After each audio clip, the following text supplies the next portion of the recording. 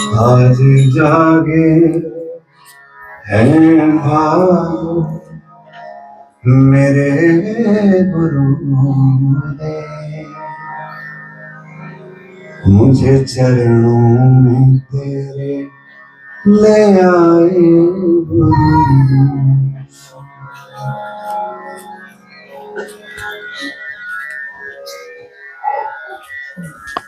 Lecture और कीर्तन चला? वो लेक्चर ही अच्छा चला। बहुत निकला। कीर्तन पसंद नहीं है, लेक्चर के बाद भी कीर्तन, थोड़ा सा लेक्चर के बाद भी भजन चलेगा, ऐसा जमाते हैं कार्यक्रम।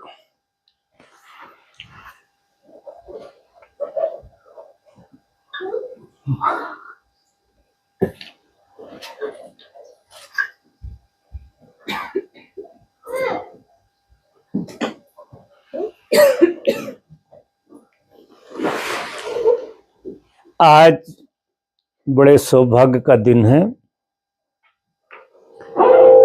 आज के दिन की आप लोगों को बहुत बहुत बधाई और बहुत बहुत आशीर्वाद। 93 साल पहले आज के दिन कुछ अद्भुत पैदा हुआ था, जिसका नाम ओशो है। देश विदेश में उनकी खुशबू, उनके प्रेम की झनकार और ज्ञान का दीपक इस तरह से प्रज्वलित हो रहा है कि देख के बहुत आनंद की प्रतीति होती है, सुन के बहुत आनंद की प्रतीति होती है। हम सबका बड़ा सौभाग्य है ऐसे महापुरुष के सानिध्य में, कौन से पुण्य के कारण हमारा जुड़ना हुआ, हमारा मिलना हुआ और हमारा समर्पण हुआ। ये बहुत अद्भुत घटना है। सारी जिंदगी आप हम सब नाचते रहें और गीत गाते रहें तो भी ये गुरु जो हमें ऋण दे गए हैं, हमारी आत्मा को झकझोर गए हैं, हमसे प्रेम संबंध जोड़ गए हैं, इसको हम कितना ही गाएं, कितना ही नाचें, हम उर्ण नहीं हो सकते हैं। तो मित्रों, आज बड़ा सौभाग्य का दिन है और आप सबको देख कर मुझे बड़ी खुशी हो रही है कि आप लोग इस सभा में आज के दिन उपस्थित हुए हैं।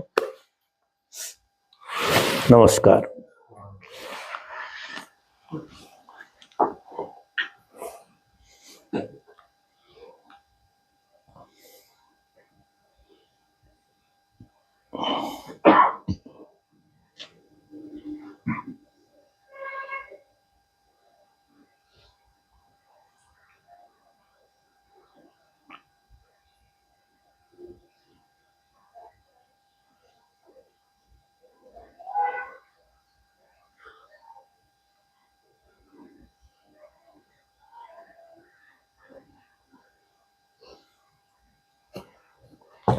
प्रश्न मेरे ख्याल से सभा में से अगर उठता हो तो ज़्यादा अच्छा होगा।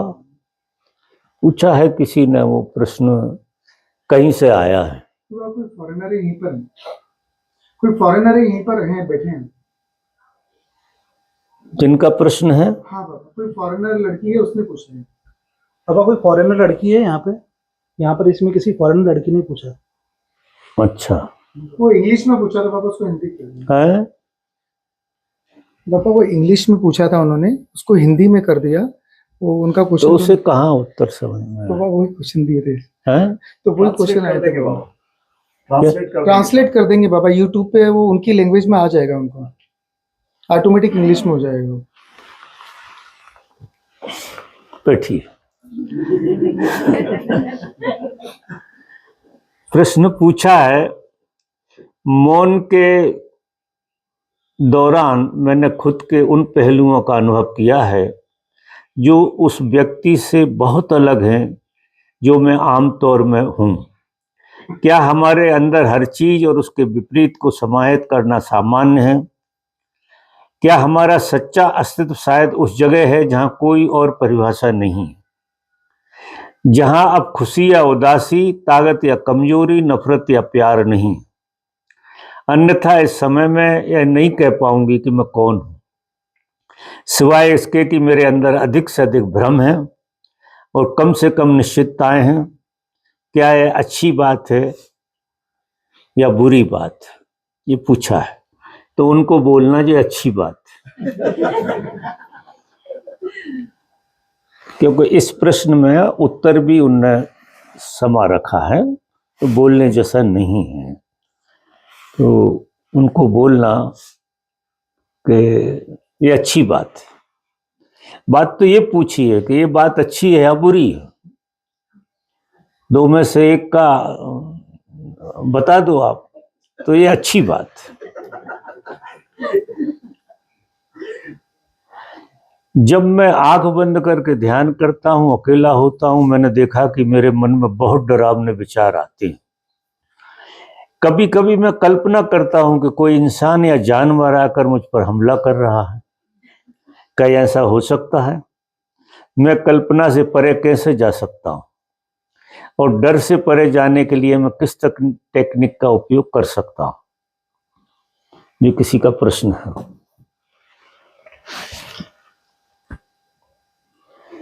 आपको कुछ ज्यादा ही डरावने सपने आते हैं।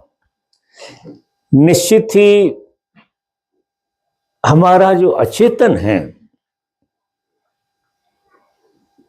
वो डर से भरा हुआ है, निश्चित ही सबका।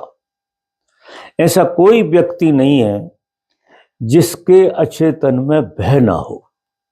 हमारी जिंदगी अगर जैसी है ऐसी हम देखें, उसकी परिभाषा करें, तो सिवा डर के जिंदगी में है क्या? ये तो आपको रात के सपने आते हैं, दिन में क्या होता है आपको? दिन में कम से कम 100 बार तो डरते होंगे आप। इस चीज से डरते होंगे, उस चीज से डरते होंगे, ये ना हो जाए उससे डरते होंगे, वो ना हो जाए इससे डरते होंगे। तो ईमानदारी की बात तो ये है कि जिंदगी एक भय है, सभी की जिंदगी एक भय बन गई है, एक डर बन गई है। जबकि जिंदगी प्रेम होना चाहिए, आनंद होना चाहिए, उत्सव होना चाहिए। और जिस जगह भय होगा उस जगह प्रेम और उत्सव और आनंद दूर दूर तक दिखाई नहीं देगा, क्योंकि भय हमारी कॉन्शियसनेस में इस तरह से घुसी हुई है कि सबसे ऊपर अगर कोई चीज हमें प्रतीति में रोज आती है, अप्रयास, जिसका हमें प्रयास नहीं करना पड़ता। तुम आश्चर्य करोगे, तुम्हें प्रेम का प्रयास करना पड़ेगा, तुम्हें दूसरी किसी भी चीज का प्रयास करना पड़ेगा, लेकिन भय का आपको कोई प्रयास नहीं करना पड़ता, क्योंकि उसका खजाना है आपके पास। आप उस खजाने को लेकर घूम रहे हैं, और वो खजाने में से कभी भी किसी भी परिस्थिति में कोई भी चीज झलक जाती है और आप भयभीत हो जाते हैं। इनको जरा ज्यादा हो रहा है, ऐसे सबको ही होता है। ये ईमानदारी से बता रहे हैं कि इनको ऐसा हो रहा है। दिन में भी होता है, रात की छोड़िए, दिन में भी आप सिर्फ और सिर्फ भय को जीते हैं। दूसरी चीज जो भी जीते हैं वो आपकी सारी की सारी बिल्कुल टेम्परेरी होती है, लेकिन असली चीज जो आप जीते हैं वो भय जीते हैं, और भय आपकी आत्मा हो गई है। अब आत्मा भय से अगर ढकी होगी तो प्रेम और मोहब्बत कहां से पैदा होगी? ध्यान एक उपाय है। ध्यान क्या उपाय है? हम भय को बहुत जीवनों से दबा के चले आ रहे हो। गहरी से गहरी हमारी अचेतन की आत्मा में भय समा गया है। उसको उघाड़ना और उसको फेस करना ध्यान केवल आंख बंद करके बैठ जाने का नाम नहीं है। ध्यान का मतलब ये है, किस चीज पे ध्यान करते हो आप? आंख बंद करके बैठते हो, आप आंख बंद करके सपनों में खो जाते हो, अच्छे और बुरे सपनों में खो जाते हो, और ज्यादा रिलैक्स होता है तो नींद में खो जाते हो। असली में ध्यान का मतलब है सजगता। आपको आपकी वृत्तियों के ऊपर सजग रहना। आपके अंदर कोई भी वृत्ति, ये 1 घंटा 1.5 घंटा बैठने का नाम ध्यान नहीं है। ध्यान का मतलब ये है कि हमारी सुबह से शाम तक जीवन में जो भी वृत्तियां हम पे हावी होती हैं, जो हम पे से पास होती हैं, उन समस्त वृत्तियों के प्रति हमारी जागरूकता होना चाहिए। इसका नाम है ध्यान। आंख बंद करके तुम कितने सालों से बैठे हुए हो, और जब आंख खोल कर तुम बाजार में जाते हो तो वो वृत्तियों के ऊपर चूंकि तुम्हारा निरीक्षण हुआ नहीं, जागृति डाली नहीं, तो जैसे ही तुम बाजार में जाते हो वृत्तियां हावी हो जाती हैं। जरा सी परिस्थिति विपरीत बनती है और तुम्हारी वृत्तियां तुम पे हावी हो जाती। और सबसे ज्यादा हावी होने वाली वृत्ति जो है वो है भय, जो तुम पे दिन भर में हावी होती है और अचानक तुम प्रकट हो जाती है।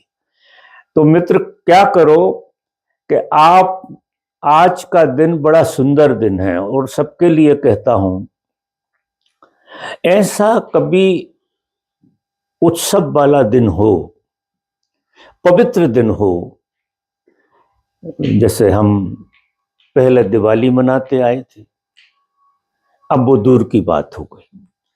ये जो महापुरुषों का जन्म और महापुरुषों की मृत्यु, और जिन महापुरुषों को हमने अनुभव किया हो, उनका जन्म या उनकी मृत्यु, ये हमारे जीवन का सबसे सौभाग्य का दिन होता है। आज हमें सबको संकल्प लेना चाहिए, ऐसे दिनों में संकल्प लेना चाहिए। ऐसे तो मैं ये कहूंगा कि रोज सुबह उठो, ये वृत्तियां ऐसे नहीं बदलेंगी। रोज सुबह उठो और किसी खास वृत्ति के ऊपर आपको दिन भर जागृति रखना है।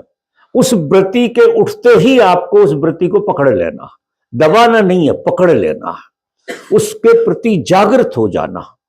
एक संकल्प रोज, आज संकल्प लो, कोई ना कोई संकल्प लो आज, कि मैं आज से मेरे अंदर की जो 4 से 10 15 वृत्तियां होती हैं, वो सभी के अंदर होती हैं। काम, क्रोध, लोभ, मोह, मत्सर, ईर्ष्या, इनका स्वागत करो, इनको दबाओ मत, इन्हें बुरा मत मानो, क्योंकि ये एनर्जी है।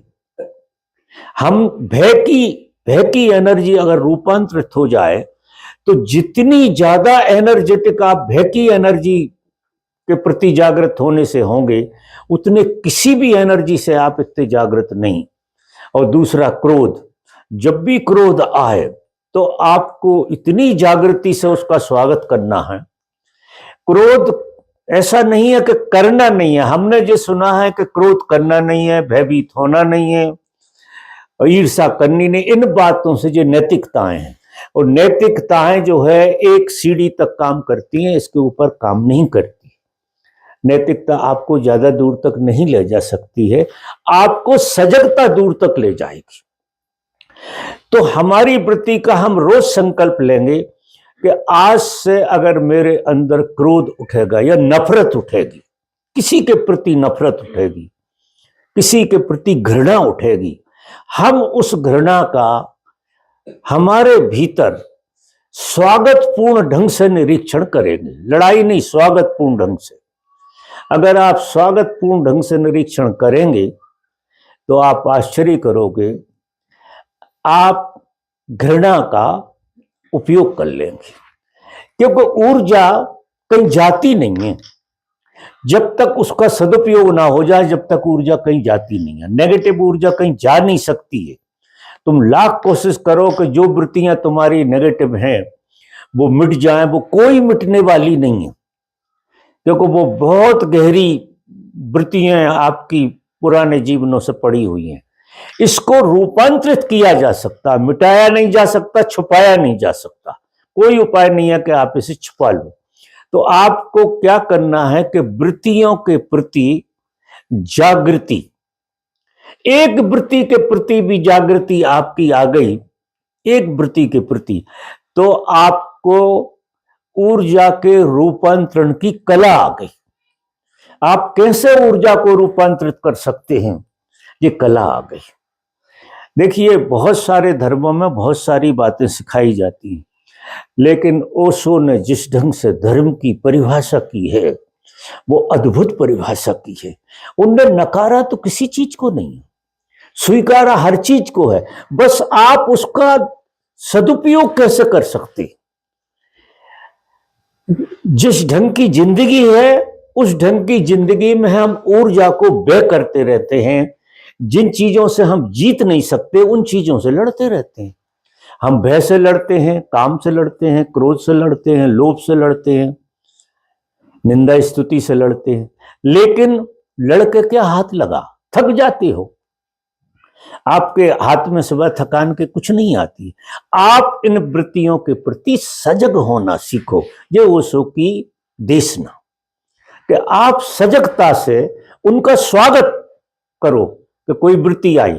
वृत्ति मतलब कोई ऊर्जा उठी, उसका डायमेंशन अलग है, बस है तो वो ऊर्जा, लेकिन डायमेंशन उसका कुछ अलग ढंग का है। तो हम जब जागृति से देखते हैं तो उसका डायमेंशन चेंज हो जाता है।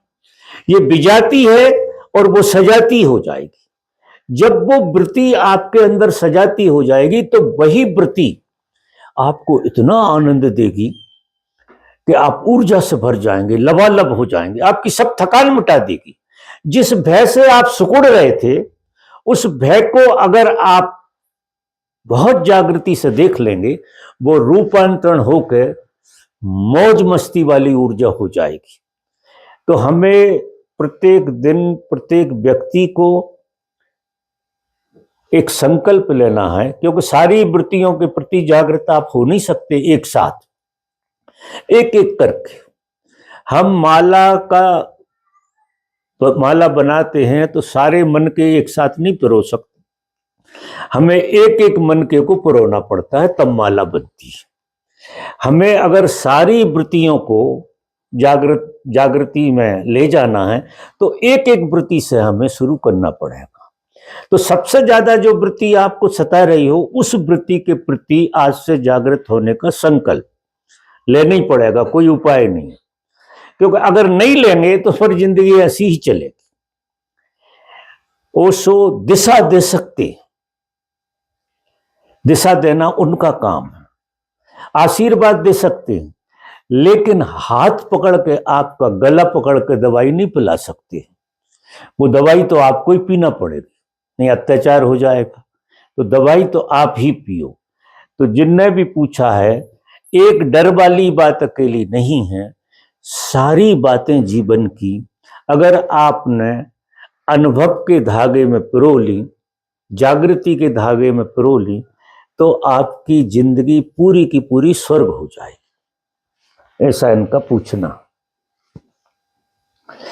फिर ऐसे ही दूसरा भी प्रश्न है, जब मैं ध्यान कर रहा होता हूं तो मेरे पिछले अनुभव और यादें मेरी जागरूकता में आ जाती हैं जी, तो अच्छी बात है। ऐसा लगता है जैसे मैं अपने अतीत में वापस आ गया, ये गड़बड़ है। और जो कुछ हो रहा था उसका हर विवरण और भावना मुझे याद है। क्या आप बोल सकते हैं कि क्या क्या हो, जो मैंने बोला है यही हो, इससे ज्यादा और क्या हो सकता है। आपकी भावनाएं, पिछले जीवन का जो भी आप पे प्रकट होता है, हमने निश्चित ही बहुत सारी गलतियां की हैं, बचपन से लगा के अभी तक बहुत गलतियां सभी से होती हैं। ये ह्यूमन काइंड है, ये मनुष्य की एक पैदाइश में मिलती है ये चीज, गलतियां करने की बात भी मनुष्य की पैदाइश से ही उसके साथ होती है। गलतियां करना बिल्कुल बुरी बात नहीं है, लेकिन गलती को रिपीट करना, उसको कहते हैं कि आप एक बार गलती करो कोई बुराई नहीं, लेकिन गलती करके तुम सीख नहीं रहे हो, वो बहुत बुरी बात है। गलती से तुमने सजा भी भोग ली, तकलीफ भी हो गई, फिर भी वही गलती दोबारा से कर रहे हो, वो कहते हैं जी मूढ़ता है। गलती करना तो उसमें आता है, ह्यूमन काइंड में आता है, लेकिन गलती को बार बार रिपीट करना, और हम तो एक दो बार नहीं 70 साल से रिपीट कर रहे हैं, और हमें ये ख्याल भी नहीं आ रहा कि हम इसको रिपीट क्यों कर रहे हैं। तो गलती को अगर आप दोबारा से रिपीट कर रहे हैं तो फिर अभी आपके अंदर जागृति नाम की चीज बिल्कुल नहीं है। नहीं, गलती कैसे रिपीट हो जाएगी? जैसे आपका एक अनुभव हो जाता है कि आग में हाथ डाला आपने, आग कैसी होती है बाहर से देखी आप, लेकिन आग में हाथ डाला और आप जल गए। अब जल गए तो आपने कितने अच्छे ढंग से उस अनुभव को जी लिया कि आग जलाती है, आपने उस अनुभव को जी लिया। क्या दोबारा से आप आग में हाथ डालेंगे? बिल्कुल नहीं डालेंगे। आग देखेंगे, वो अनुभव याद आ जाएगा आपको, अनुभव याद आ जाएगा, आपका हाथ खिंच जाएगा। ये जितनी चीजें हैं, ये वृत्तियां जिसे कहते हैं, ये आग में हाथ डालने जैसी हैं, लेकिन इससे तुम कुछ और मान के चलते हो। वो अनुभव तुम्हें ऐसा लगता है, तुम उल्टे चलते हो। उल्टे ऐसे चलते हो कि आज मैंने जो भूल की उससे मैं कुछ हासिल नहीं कर पाया, कल इससे बड़ी भूल करूंगा तो शायद मैं कुछ हासिल करूंगा। आज मैंने जिन लोगों को सताया, कल ज्यादा लोगों को अगर मैं सता दूंगा तो शायद मेरे जीवन में कुछ बात बन जाएगी। मतलब बिल्कुल वृत्ति उल्टी है जी, बिल्कुल उल्टी है कि आज जो करा वो थोड़ा कम रह गया। अब क्यों रह गया कम? कि वो आग में हाथ डालते हो जब, तो प्रकृति का खेल ऐसा है कि जाग ही जाओगी। प्रकृति झटके से जगाती है जब आग में हाथ डालते हो। अगर तुम्हारे हाथ में होता तो तुम बार बार हाथ डालते, लेकिन प्रकृति इतने जोर से मारती है, इतने जोर से मारती है कि आग में हाथ डालते हो तो पूरी जागृति आ जाती है, और ये पता लग जाता है कि ये भूल कभी नहीं करना।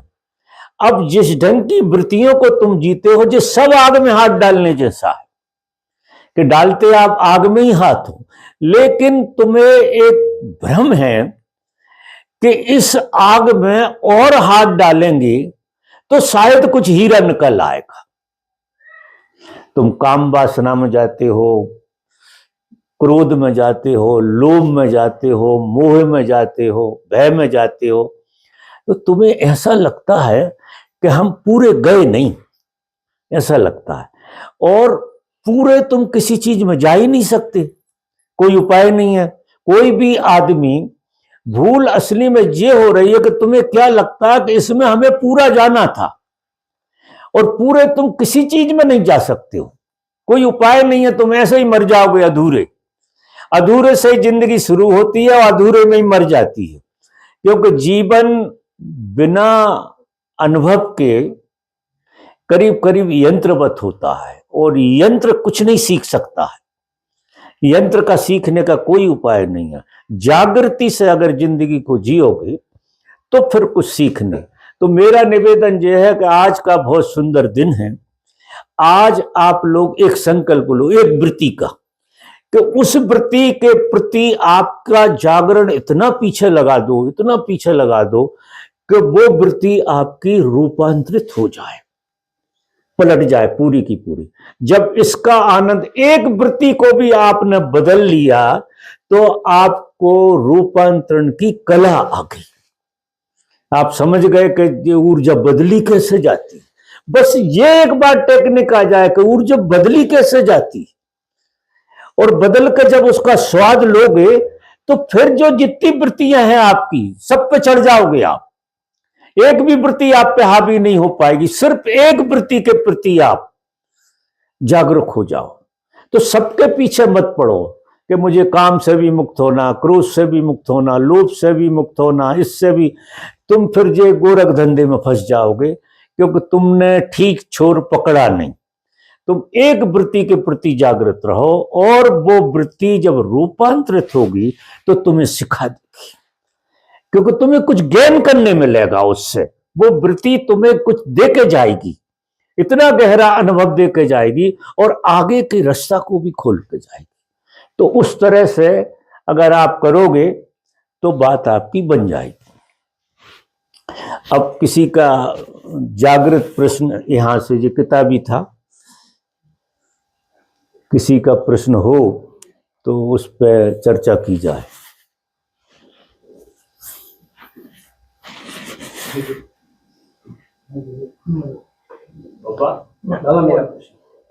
ये तुम आ रहे हो कि प्रश्न आ रहा है?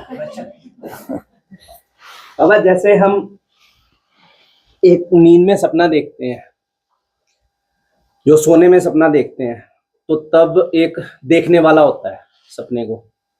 ऐसे ही जो रोजमर्रा की जिंदगी है, इसको हम ऐसा देखें, मेरे को सांस चढ़ गया आपके पास पहुंचते पहुंचते। अगर हम ऐसा इस जिंदगी को देखें कि एक सपने की तरह ही जी रहे हैं, तो वो उस कैसे उन स्थितियों को अपने ध्यान में लाएं कि ये भी एक सपने की तरह ही है, जिसमें हम एक दृष्टा मात्र है। जी।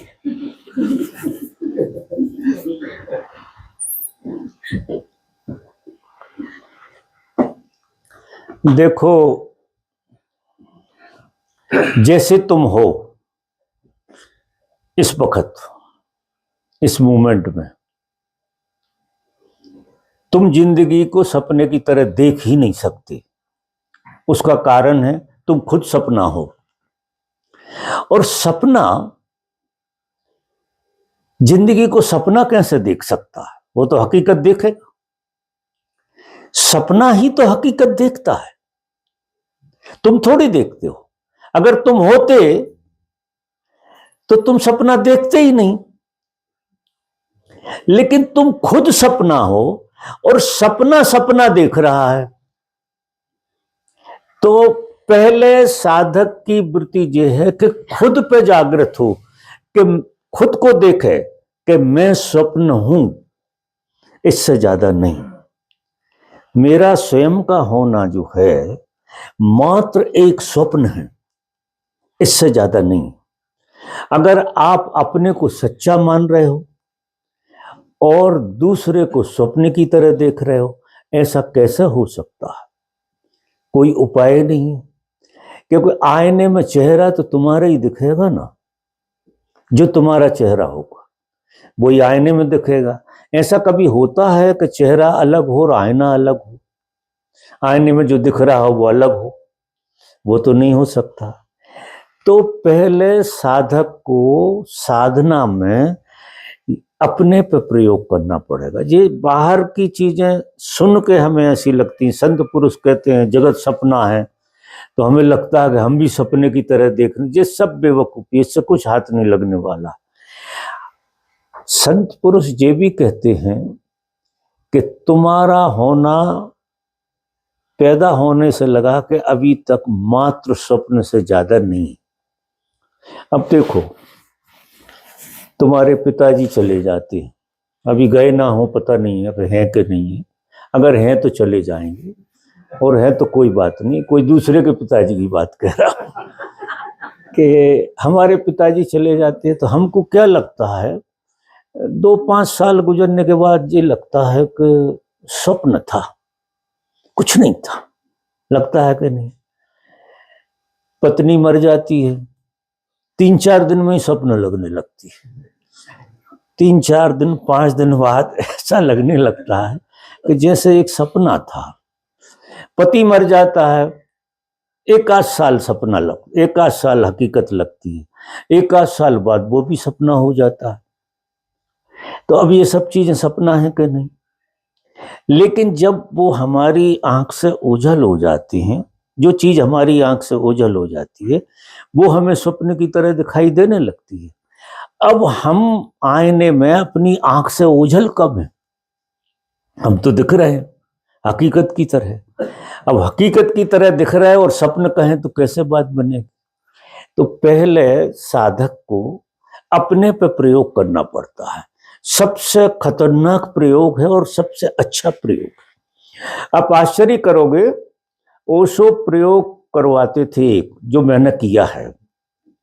वो कहते थे तुम आईने में अपना चेहरा देखो, आईने में त्राटक करो, आईने में तुम अपलक होकर त्राटक करो, आंखें तुम्हारी खुली रहना चाहिए और आपको अपने चेहरे को देखना चाहिए। आंसू आएंगे, बहुत सारे तनाव आएंगे, आंख में से निकल जाएंगे और तुम्हें तुम्हारे डरावने चेहरे दिखाई देने लगे। खूबसूरत नहीं दिखेंगे, क्योंकि तुम यहां बैठे हो इससे खूबसूरत कभी नहीं रहे, ये ख्याल रखना। इसलिए अतीत का ख्याल मत करना कभी कि देखना है अतीत, डर जाओगे, क्योंकि इससे कुरूप तो थे ही, ये तो पक्की बात है। जैसे सुंदर तुम अभी हो, जैसे अभी दिखाई दे रहा है, इससे कुरूप थे पीछे। और इसका अगर प्रयोग करना है तो आईने में कर लेना, आप देख लेना आईने में, आईने में खड़े ही रहो, देखो देखो, भूत प्रेत सब हो जाओगे आप। आपको ऐसा दिखाई देने लगा कि काला पीला और उल्टा सीधा जो दबा हुआ आपका है, ये रोगन तो हट जाएगा, वो रोगन दिखाई दे अब तुम्हारा, तुम खड़े हुए हो बिल्कुल साक्षात, ऐसे देख रहे हो और तुम्हें पता नहीं कौन कौन सी चीजें निकल आए तुम में से, ऐसा दिखाई देगा। फिर देखते देखते देखते देखते देखते देखते साधक आईने से गायब हो जाए। क्योंकि आप दिखते क्यों हो? क्योंकि देखने वाला है, इसलिए आप दिख रहे हो। देखने वाला है ना, देखने वाला है, जब तक दिखाई देगी चीज। और जब त्राटक करोगे तो क्या होगा कि दिखाई देने वाली चीज और देखने वाला दोनों कमजोर होंगे। पहले तो चूंकि जागृति से प्रयोग करोगे ना, जागृति क्या करती है कि हमें मिटाती है, सबसे पहला काम करती है कि हमें मिटाती है जागृति। जागृति आपको बनाती नहीं है, ये ख्याल मत करना। आप जागृति से कुछ हो नहीं सकते हैं, जागृति से आप मिटते हैं। क्यों डरता है आदमी जागृति से? लोग गहरे प्रयोग में ध्यान के क्यों नहीं जाते? एक अवस्था से लौट आते हैं, अच्छे अच्छे साधक लौट आते हैं, क्योंकि जागृति जैसे जैसे होगी तुम्हारा मन मिटेगा, तुम मिटोगे, और तुम मिटोगे तो तुम्हारा मिट जाएगा सब। अब लोग कहते हैं कि संसार परेशान कर रहा है। किसका है संसार जो परेशान कर रहा है? संसार बेचारे गरीब ने किसी का कुछ नहीं बिगाड़ा, वो किसी को परेशान नहीं कर रहा। संसार कैसे परेशान? क्योंकि संसार है ही क्या? तुम्हारा निर्माण। और क्या है संसार? तुम्हारा ही निर्माण है ना संसार।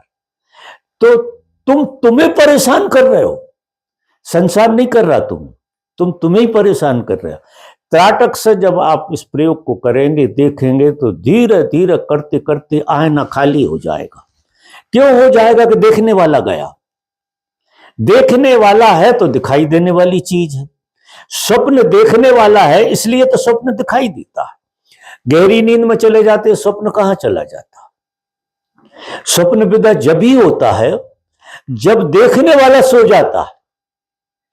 देखने वाला जैसा सोया कि स्वप्न का दिखाई देना बंद हो जाए। स्वप्न तो बने ही रहते होंगे, लेकिन देखने वाला, जब तुम गहरी नींद में सो जाते, संसार सो जाता, तुम्हारी बीवी बगल में सोती रहती, पता ही नहीं लगता कहां चली जाती है, गायब हो जाती है कि नहीं।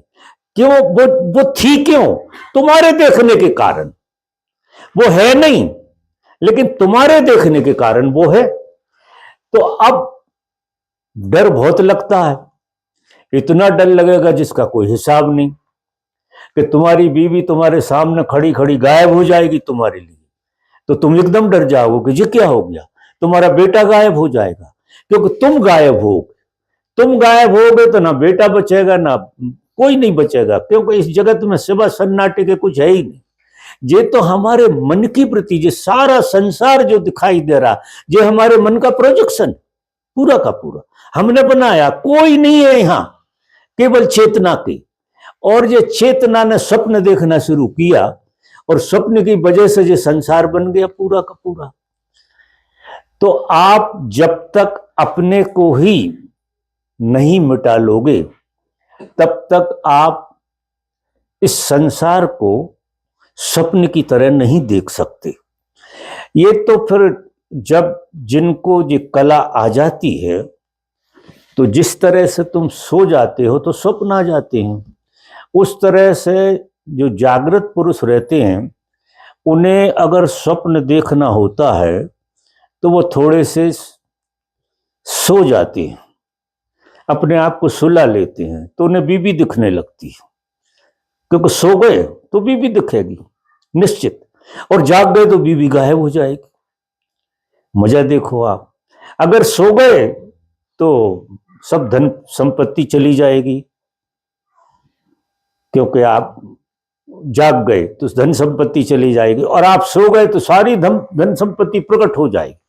ये ऐसा ही है जैसे तुम सो जाते हो तो स्वप्न प्रकट हो जाता है, क्योंकि तुम जो है एक तल तुम्हारा सो जाता है मन का, और एक तल तुम्हारा मन का जागा रहता है। मन का एक स्वभाव है कि मन जो है 100% नहीं सोता, टुकड़ों में सोता है, कुछ हिस्सा सो जाएगा, कुछ हिस्सा सो जाएगा, लेकिन मन पूरा का पूरा नहीं सोता। तो उसका कुछ हिस्सा जो है वो देखता रहता है स्वप्न को, और जैसे ही स्वप्न कोई क्लाइमैक्स पे जाता है तो स्वप्न टूट जाता है और आप बाहर आ जाते हो, जिसे तुम जागृत अवस्था कहते हो। तो पहले प्रयोग ऐसे करो कि अपने को गायब करो। दो तरह से होता है, त्राटक से भी होता है और ध्यान से भी होता है। अगर तुम ध्यान में बहुत गहराई में चले गए, बहुत गहराई में चले गए, बहुत गहराई में, तो तुम गायब हो जाओगे, तुम नहीं रहोगे, तो तुम्हारे लिए संसार मिट जाएगा। अगर तुम्हारे मन के और तुम्हारे बीच में एक गैप आ जाए, बहुत अच्छा गैप आ जाए, तो आप आश्चर्य करोगे, जब तुम दोबारा से मन में आओगे तो यहाँ की पहचान तुम्हें धुंधली धुंधली दिखाई देने लगेगी। जितना ज्यादा साधक गहरा साधना में जिएगा उतना संसार उसको धुंधला दिखेगा, ऐसा लगेगा कि है भी और नहीं भी है, ऐसा लगेगा जैसे ये संसार है भी और नहीं भी है। और इसका बड़ा मजा है कि ये होता भी है और नहीं भी होता। जब हम थोड़े से बेहोश होते तो संसार होता है, और जब हम अपने में आ जाते गायब हो जाता। कितना बढ़िया खेल है जिसका कोई हिसाब नहीं। तो जितनी देर आपको इस खेल को खेलना, खेलो, इसमें से बाहर आ जाओ, क्योंकि जैसे ही आप जागे कि ये आपके चला जाता है। अभी तो ये स्थिति है कि सामने नहीं होता तो भी दिखाई देता। तुम इतने ज्यादा सोए हुए हो कि कोई सामने नहीं होता तो उसकी प्रतीति कर करके रो रहे हो, वो है ही नहीं है तुम्हारे सामने और उसकी प्रतीति कर करके रो रहे हो। तो साधना बड़ी गहरी चीज का नाम है, बच्चों का खेल नहीं है। जो घर बारे आपनो, कबीर कहता है कि जो घर बारे आपनो चले हमारे साथ। जिसने अपने को निस्तानभूत कर दिया, अपने को मिटा दिया, अपनी हस्ती को जिसने मिटा दिया, उसका संसार मिटेगा। उसको संसार फिर अलग तरह से दिखेगा, ऐसा नहीं दिखेगा जैसा दिखाई देता है, क्योंकि संसार सिवा परमात्मा की कुछ है ही नहीं। ये सिर्फ परमात्मा है और कुछ नहीं है। यहाँ परमात्मा के अलावा कोई नहीं है। बाकी जो मान्यता है रूप और नाम की, वही स्वप्न है, वो मन का खेल है। और हर चीज को हम जानते कैसे? नाम और रूप से जानते हैं, और नाम और रूप सिर्फ मन का बनाया हुआ, नाम और रूप कोई है ही नहीं। अगर कोई आदमी हो ही नहीं यहां बातचीत करने, तो तुम किसी को कैसे पहचानोगे? अकेले तुम हो, बिल्कुल अकेले तुम। इस जगत का यही तो खेल है कि अकेला जो हो जाए वो खो जाएगा। इसलिए हम अकेले नहीं रहना चाहते, क्योंकि अकेले हुए, और साधना कहती है कि अकेले हो जाओ। जो अकेला होगा वो खो जाएगा, तो उसे खोने का इतना डर लगा रहता है कि वो टीवी के साथ रहेगा, मोबाइल के साथ रहेगा, किताबों के साथ रहेगा, मंत्र के साथ रहेगा, किसी न किसी के साथ रहेगा, अकेला नहीं रहेगा। और साधना जो कहती है कि अकेले हो जाओ, बस कुछ करने की जरूरत नहीं है, बिल्कुल अकेले हो जाओ। अकेले होने की कला सी, कोई साधना की जरूरत नहीं है, ना मंत्र पढ़ना, ना जाप करना, ना दंड बैठक लगाना, सिर्फ अकेले होना है।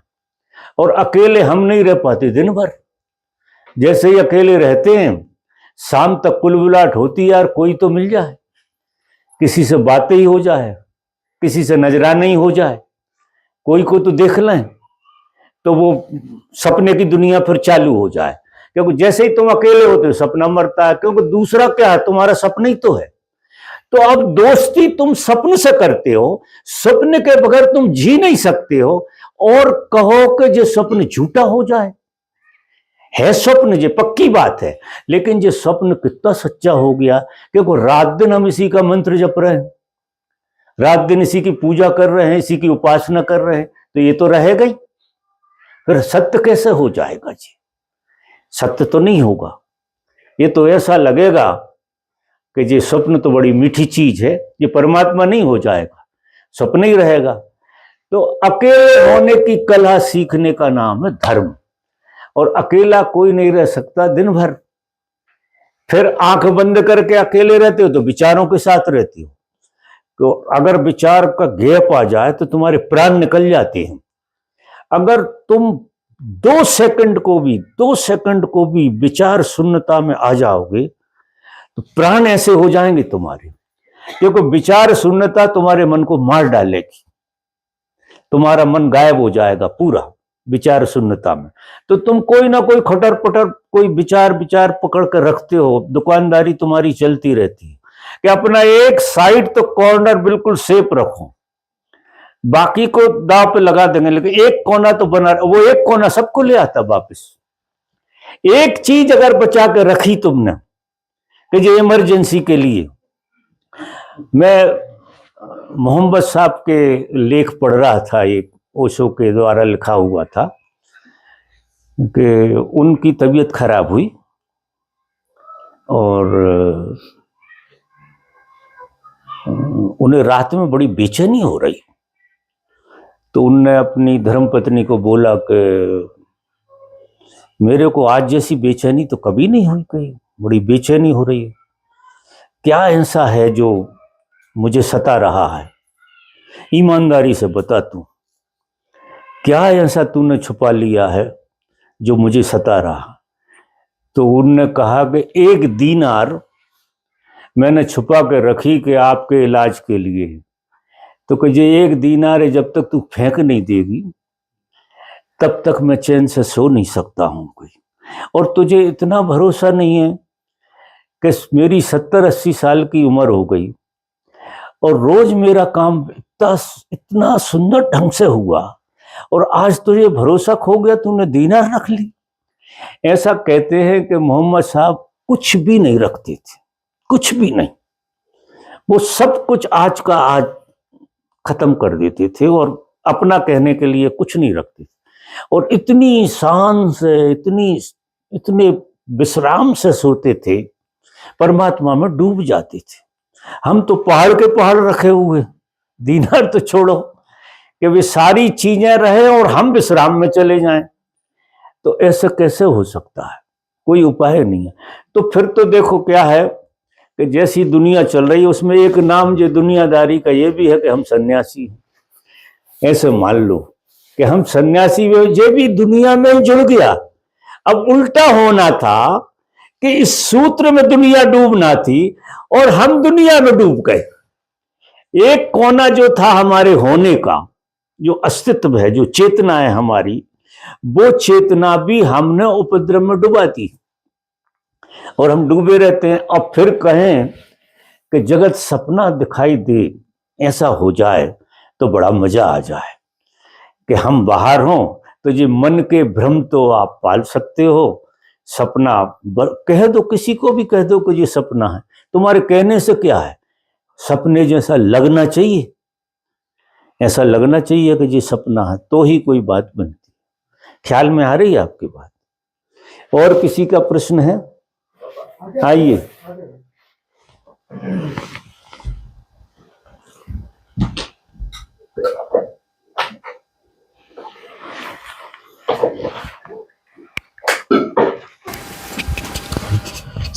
पास में चले जाओ। बाबा, तमोगुण, रजोगुण और सतोगुण, इससे इसको हम परिवर्तित कर सकते हैं क्या? अपना जो है गुण, तमो से रजो या सत में और रजो से सत में ऐसे जा सकते हैं? तो उसके लिए क्या करना होता है? जागृति, बस वही एक तरीका। एक ही उपाय है जी कि जागृत हो जाओ आप जी। और इन तीनों को तोड़ के भी मत देखो। अच्छा, ये है तो एक से तीन हुए हैं जी तो जागृति जब तुम्हारी जन्मेगी, जब तुम जागृत होगे तो तीन से एक होगा, तीन से पहले एक होगा। ओके। और एक हो जाए, अभी क्या है कि हम तीन तरह से देखते हैं, रजोगुण देखते हैं, सतोगुण देखते हैं और तमोगुण देखते हैं। हम इनको अलग अलग देखते हैं। यही मन का उपद्रव, इसी से मन पैदा हुआ है। एक को तीन जगह से तोड़ कर देख रहा है वो, और वे तीन क्या करते कि एक दो को देखता है और तीसरा खड़ा रहता है, एक दो को देखता है, फिर ये एक इन दो को देखता है। ये ऐसा खेल चलता है, रजोगुण, तमोगुण, सतोगुण। जागृति क्या करेगी? इन तीनों को एक कर देगी। ये तीन नहीं है। अगर तीन तुम ऐसा प्रयोग करना चाहते हो कि रजोगुण से तमोगुण पे आ जाए, ये होगा नहीं कभी, और तमोगुण से सतोगुण पे ये कभी नहीं होगा। आपकी जागृति पूरी टोटलिटी में आएगी और वो क्या करेगी कि तीन को एक कर देगी। और इस जगत में एक रुक नहीं सकता, इस जगत में एक का कोई अस्तित्व नहीं। जैसे ही एक हुआ कि सांप हो जाएगा, तो उसमें सांप कौन होगा? तुम हो, क्योंकि तुम जो है देख रहे हो, तुम क्या हो? तीन गुण ही हो। तुमने अपने को तीन जगह से तोड़ लिया है, एक रजोगुण, एक सतोगुण, एक तमोगुण में तीन जगह से। और तीन ही वृत्तियां हैं, खास जो वृत्तियां हैं वे तीन ही हैं। बिल्कुल। तो आपने अपने को तीन जगह से तोड़ के कभी इसको जीते हो, कभी इसको जीते हो, कभी इसको जीते हो। इसलिए तो तुम थकते नहीं हो, क्योंकि तुम कंधा बदलते रहते हो। कभी सतोगुण को जी लेते हो तो तुम ऐसी पीठ थपथपाते हो अपनी, जिसका कोई हिसाब नहीं। और फिर कभी रजोगुण को जीते हो और कभी तमोगुण को जीते हो। ऐसे तुम्हारा साइकिल चलता रहता। अब इन तीनों को देखने वाला कौन है? इन तीनों को जान कौन रहा है? इन तीनों को जो जान रहा है वो साक्षी है। उस साक्षी की उपासना करो। तो तीनों को एक साथ देखो। और ये क्या है? ऊर्जा है। ये ऊर्जा है, इलेक्ट्रॉन, न्यूट्रॉन, प्रोटॉन, ये ऊर्जा है जी। ये तीन जगह टूट गई है और तीन जगह से पूरे संसार का भंडारा खड़ा हो गया। इसको एक में ले आओ, एक अणु में ले आओ। और एक का अस्तित्व नहीं है। आप देखो, ये एक हो जाए तो दिखेगा नहीं, वो गायब हो जाएगा। तो जैसे ही तुम एक हुए, वैसे ही तुम गायब हो जाओगे। ओके। तो तुम इस तरह से मत देखो। जागृति इतनी गहरी कर लो कि ये तीनों गुण मिलकर एक हो जाएं। ये अब बैठ जाओ आप। धन्यवाद। ये जो है, आप आश्चर्य करोगे कि हमारे धर्म में ब्रह्मा, विष्णु, महेश की महिमा है। सारे संसार का भंडारा पूरा का पूरा ब्रह्मा, विष्णु, महेश, ये तीन गुण देवता के रूप में हैं।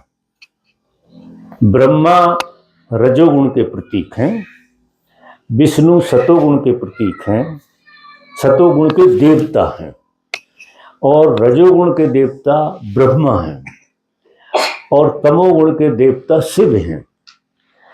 तो मनुष्य जो है इन तीन गुणों से मिलकर बना है। वे तीन अलग अलग, वो तीन अलग अलग हैं।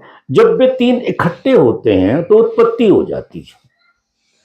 तो उनसे उत्पत्ति होती, तीनों से मिलकर। वो ऊर्जा ऐसी है कि जब तीन होगी तो उत्पत्ति हो जाएगी। अगर वो नीचे की तरफ जाती है ऊर्जा तो उत्पत्ति होती है, और तीन ही अगर इकट्ठे होकर ऊपर की तरफ जाते हैं, जागृति की तरफ जाते हैं, प्रकृति की तरफ जब ये तीनों आते हैं तो उत्पत्ति होती है, संसार पैदा होता है, ये सारा। तो इस जगत में आप आश्चर्य करोगे, सब कुछ ये तीन ही है, ये तीन का ही खेल है।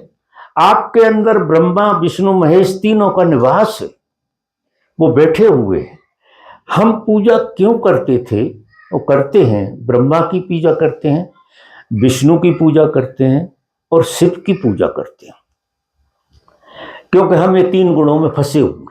ये त्रिगुणात्मक प्रकृति है पूरी की पूरी, जिसका ये संसार बना हुआ है। तो हम पूजा करते हैं भगवान विष्णु की, इसलिए करते हैं कि हम अनंत अनंत जन्मों से ये तीन आयामों को जी रहे हैं, ब्रह्मा के, विष्णु के, महेश को, इसी का नाम संसार है। तो हम पूजा करते हैं, करना इसलिए चाहिए कि भगवान विष्णु हमें आपसे मुक्त कर दो। विष्णु का मतलब ये है, ये भंडारा, ये धन दौलत पैसा लक्ष्मी, ये सारी चीजें जो है, ये कौन लोग पूजा करते हैं, जिन्हें इनकी जरूरत है वो पूजा करते हैं। अब तुम विष्णु की पूजा कर रहे हो तो बंधन पाल रहे हो पूजा करके, क्योंकि उनसे तुम क्या मांग रहे हो, बंधन मांग रहे हो कि हम कम बंधे, जरा और बांध दो हमें, ऐसा खेल चल रहा है। ब्रह्मा जी की पूजा करते हो तो और संतति उत्पत्ति करने का आयोजन कर रहे हो कि महाराज थोड़ी कमी रह गई है, वासना पूरी नहीं हो रही, कृपा करो। तो वो देवता है, वो देता है। विष्णु की पूजा करने वाले जो है ना, धन दौलत मिल जाती है उन्हें, लेकिन उन्हें पता नहीं है, वो बांध लेती है, मिल जरूर जाती है। और फिर शिव जी की पूजा करोगे, शिव जी की पूजा करते हो किस लिए, कि हम मर ना जाएं, क्योंकि वो मृत्यु का देवता है। तो उसकी उपासना तुम इसलिए करते हो कि हम मर ना जाएं। अब तीनों से तुम्हें प्रार्थना दूसरी करना, भगवान विष्णु से प्रार्थना करो कि जन्म जन्म तुमने हमें फंसा के रखा, अब हम पे कृपा करो, हमें अकेला छोड़ दो। ब्रह्मा जी से प्रार्थना करो कि प्रभु हम पे ऐसी कृपा करो कि अब बहुत हो गया जी संतति नियमन, अब बहुत कुछ खेल हो गया, हम पे कृपा करो और हम मुक्त हो जाएं। फिर शिव जी से कहो कि आज का दिन बहुत बढ़िया है, आज अगर आपकी कृपा हम पे हो जाए और आज हमें उठा लो, तो आज से अच्छा कोई दिन नहीं है। अब ये तीनों देवता तुमसे गजब प्रसन्न हो जाएंगे। देखो, जो तुम दूसरी तरह से कर रहे हो उससे तो वे नाराज रहते हैं तुमसे। नाराजी में तुम्हें क्या देते, श्राप देते हैं कि तुम पे धन हो जाए दुनिया भर, ये श्राप है। और नाराजी में तुम्हें संतान देते हैं, और नाराजी में ही तुम्हें जीवन देते हैं। शंकर जी कहते डटे रहो, भोगते रहो, डटे रहो। वो नाराजी में, वो श्राप है, वो वरदान नहीं है, क्योंकि हम उनसे मांग क्या रहे हैं, श्राप मांग रहे हैं कि हमें और श्राप दे दो कि हम और नरक में घुस जाए। तो आप जो है प्रार्थना उल्टी करना पड़ेगी आपको, जो तुम करोगे ही नहीं, क्योंकि अभी तो प्रार्थना जिस ढंग की हो रही है, जैसा हम लोगों ने, अब ऐसे लोग हमारे पास भी आते प्रार्थना करने। मजा देखो आप कि आप जो है विष्णु का रोल अदा करो, आप ब्रह्मा का रोल अदा करो और आप शिव का रोल अदा करो, तो हम हमारे बात को क्या बिगड़। अब तुम जो हमसे मांग रहे हो वो विष्णु हमारी सुन भी लेते, लोगों के काम भी हो जाते, ब्रह्मा जी भी सुन लेते, हम कह रहे थे बच्चा हो जाता, और शिव जी भी हमारी मान लेते हैं तो भैया जीवन दे दो इनके लिए थोड़े दिन के लिए। तो प्रार्थना होना चाहिए बिल्कुल सीधी, और प्रार्थना हो रही उल्टी। तुम संसार को मजबूत बनाने की प्रार्थना इन देवताओं से कर रहे हो। वे देवता भगवान ने भेजे थे कि तुमसे जब थक जाएंगे लोग तो तुम्हारे आगे गिड़गिड़ाएंगे कि अब कृपा करो, जो कर रहे हो बंद कर दो, गोरख धंधा तुम्हारा, ये भंडारा, क्योंकि विष्णु भंडारी है, सब भंडारे उनके ही नाम से चल रहे हैं, उनकी कृपा से चल रहे हैं, और हम वो ही मांग लेते हैं, वो हो जाता है, और गले गले फंस जाते हैं। यहां तक क्योंकि इतना सा नहीं छूट रहा था, तो इतना सा कहां से छूट जाए, तो फंसे के नहीं। और एक औलाद से 4 औलादें हो जाएं तो फिर देखो आप, अगर जागृति ना हो तो कैसे मजे होंगे। और मृत्यु नहीं आएगी, 110 साल तक जियोगे, हालत क्या हो जाएगी, क्या हालत हो जाएगी। ऐसा कहते हैं क्षत्रिय को तो 25 साल जीना चाहिए, ब्राह्मण को 50 साल जीना चाहिए, और वानप्रस्थ को जो है 75 साल जीना चाहिए, और संसारी को 100 साल जीना चाहिए, भोगने के लिए भोगने के लिए जीना चाहिए। नहीं, कायदे से सन्यासी को तो जल्दी मर जाना चाहिए। अब मैं भी कौन से कर्मों का फल भोग रहा हूं, अभी तक नहीं मरा जी, मुझे आश्चर्य लग रहा, ये कोई कर्म पीछे कर रहा है मेरा, वो कर्म करवा रहा है इसलिए नहीं मर रहा हूं। मैं तो तैयार था 40 साल पहले मरने, लेकिन वो गोरख धंधा चल रहा अभी तक। समझ मुझे देर से बैठी होगी कि विष्णु से क्या मांग लिया होगा और ब्रह्मा से क्या मांग लिया होगा, और ऐसा कोई गोरख धंधा पहले बहुत जोर से प्रार्थनाएं कर ली होंगी, वे प्रार्थनाएं पूरी हो रही हैं, तो वे सब खेल चल रहे, सब मांगने का आयोजन है, वो तो मुझे समझना है तो फंस जाओ, हालत खराब हो जाए। तो देखो बहुत सीधा सीधा खेल है जी धर्म का, बहुत सीधा, इतना टेढ़ा नहीं है जितना लोग समझते हैं। प्रार्थना बदल लो, प्रार्थना ही बदलनी है अकेली, और प्रार्थना अगर वो गोरख धंधे वाली चल रही और फिर तुम मेरे पास आ रहे हो तो महाराज कुछ अच्छा हो जाए, तो अच्छा तो नहीं होगा जी, तो पक्का मानना जिसे तुम अच्छा समझते हो वो अच्छा है नहीं। और अब क्या करें, जो तुम मांग रहे हो तुम्हें मिल जाता है, तो फिर गले गले फंसो और उसी वजन में दब के मर जाओ। हर आदमी वजन में दब के मरता है, वो इतना वजन इकट्ठा कर लेता है अपने भीतर कि वजन में दब के मर जाता। किसी को कला नहीं आती कि वजन कम करना है। अब वजन कम तो अपने आप हो जाएगा, जरा विष्णु भगवान के हाथ जोड़ो दूसरे तरह से, वो अपनी माया उठा लेंगे, फकीर बना देंगे आपको, मजेदार बना देंगे, निर्भर कर देंगे आपके लिए। और ब्रह्मा जी की करो तो काम वासना दूर दूर तक नहीं बचेगी, ब्रह्मा जी की प्रार्थना करो। और शिव जी की करो तो आज का दिन बढ़िया है। आज के दिन अगर मृत्यु होती तो इससे अच्छा तो कोई दिन ही नहीं है। बोलो अपन आज के आज मर जाए सब जने, तो सबसे अच्छा दिन आज है कि नहीं। कितनी अच्छी सभा लगी है, कितना अच्छा हो, मेरे साथ तुम सब मुक्त हो जाओ अगर अभी मर जाओ, लेकिन तुम्हें मरना ही नहीं। समस्या ये, समझ रहे मेरी बात। तो ऐसा है, तो जे चक्रों में मत पड़ो तुम, साहित्य वाले चक्रों में कि पहले हम रजोगुण को जगाएंगे तमोगुण को जगा, क्या जगाओगे तुम। प्रार्थना करो, जगा नहीं सकती हो। प्रार्थना करो कि हम पे कृपा करो, कृपा कृपा उनके हिसाब। तभी तो लोग कहते हैं कि जाय बिद राखे राम ताय बिद रही, कि भगवान हमने अपनी तरह से जी के तो बहुत देख लिया, अब तू जिस ढंग से जिलाए। मीरा क्या कहती थी, बेचे तो बिक जाऊं। मीरा कहती थी तो मुझे खड़े बाजार में बेच दे, तो मैं बाजार में बिकने के लिए तैयार हूं आज इसी वक्त। ऐसी प्रार्थना हो और धर्म ना घटे, कैसे हो सकता है। हमारी प्रार्थना झूठी है, हम धर्म का नाम बिल्कुल झूठे ढंग से लेते हैं। चाहे तुम कहीं चले जाओ जहां पूजा प्रार्थना चल, सब जगह धर्म का गोरख धंधा चल रहा है, और भगवान विष्णु को तुम प्रसन्न नहीं कर पा रहे, श्राप ले रहे हो उनसे। भगवान शिव से तुम श्राप ले रहे हो। नहीं, दुखी क्यों हो यार, इतने महान देवता तुम्हारे भीतर बैठे हुए हैं। परमात्मा ने 3 देवता बनाए, ब्रह्मा विष्णु महेश, संसार के लिए, संसार के कल्याण के लिए, कि जब ये फंस जाएगा आदमी तो इनकी पूजा करेगा। इनकी जब पूजा करेगा उस ढंग से तो मुक्त हो जाएगा।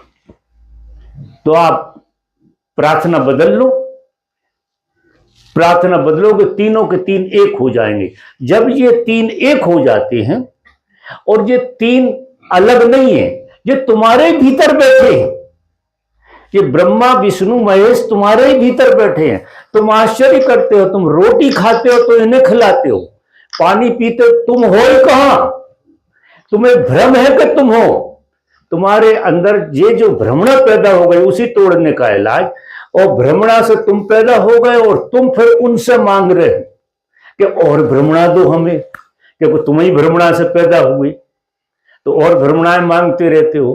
तो सदगुरु फिर तुम्हें समझाती है, क्योंकि तुम्हें तो अकल आएगी नहीं, तुम्हें जो सूत्र ही समझ में नहीं आएगा कि ऐसा सूत्र है। कोई जाना हुआ आदमी नहीं हो, तुम्हारी खोपड़ी में आने वाला नहीं है, और आ भी जाए तो तुम मानने वाले नहीं हो, क्योंकि अब तो तुमने वो श्राप तुम्हें पूरा लगा ही नहीं है शिवजी वाला, जो तुम्हें 110 साल तक जिला है। अब 110 साल तक जीना शिवजी का श्राप है। रगड़ रगड़ के मरे जा रहे हैं, क्योंकि इतना जीवन मांग लिया शिवजी से कि रगड़ रगड़ के 100 साल तक रगड़ रहे हैं, बिस्तर पे से उठ नहीं रहे, प्रार्थना ही गलत कर रहे हो, और कह रहे 110 साल बाद भी कह रहे हो कि हम अच्छे हो जाएं। अरे भाई क्यों अच्छे हो जाए, करोगे क्या अच्छे होके? तो प्रार्थना करो बिल्कुल सीधी, और सीधी प्रार्थना जो करते हैं उनके जीवन में आनंद की बरसात होती है। नहीं, आनंद तुम ऐसे नहीं ढूंढ पाओगे जिस तरह से तुम ढूंढ रहे हो, तुम्हारी गली गलत है ढूंढने की। समझ रहे हैं मेरी बात? आ गई समझ में? बिल्कुल।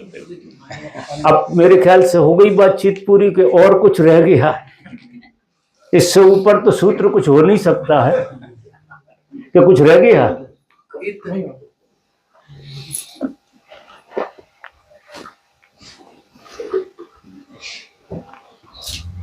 ठीक, अब कीर्तन करो आप लोग, इनको प्रसन्न करो ब्रह्मा विष्णु महेश कि हमारी प्रार्थना पूरी करें। अब इन लोगों पे मैं प्रार्थनाएं बदल देता हूं, इनकी प्रार्थनाएं बदलेंगी और इनके कल्याण होंगे। गीत गाओ।